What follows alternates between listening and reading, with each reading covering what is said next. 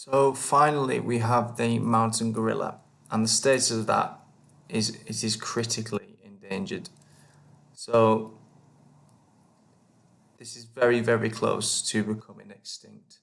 So they are found in Central Africa, and they are threatened because there are only around 880 gorillas left in the wild. They live in mountainous areas, safe in thick forests.